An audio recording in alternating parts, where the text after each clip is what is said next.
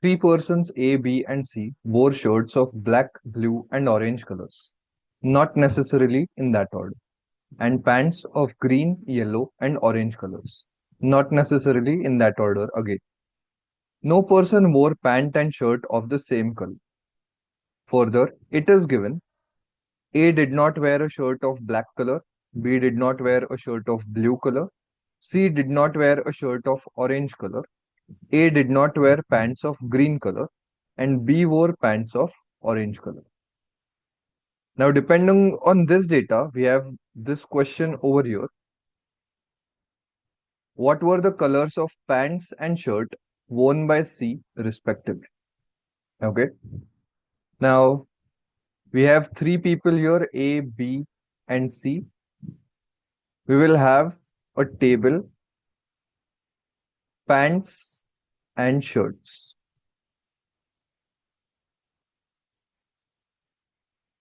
Okay. Now let's see the hints and then solve this question. A did not wear a shirt of black color. Okay. Now there are only three possible colors, so therefore A must be wearing shirt of either blue or orange color. B did not wear a shirt of blue color. So therefore B must be wearing a shirt of either black or orange color. C did not wear a shirt of orange color. That means C must be wearing either blue or black color shirt. A did not wear pants of green color. Okay. So pant colors are green, yellow, or orange. A is not wearing green color pant. That means A must be wearing either yellow or orange color pant. Okay. B wore pants of orange color.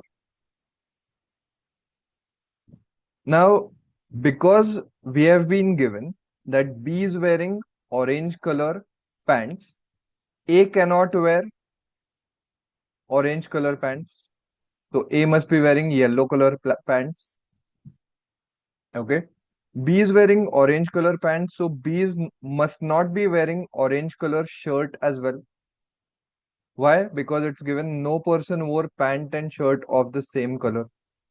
So that means B is wearing black color shirt. So therefore black gets cancelled for C. So C is wearing blue color shirt. So blue gets cancelled for A. So A is wearing orange color shirt, yellow color pant. B is wearing orange color pant. So the only remaining color is green for the pant of C. So answer will be green and blue, option C.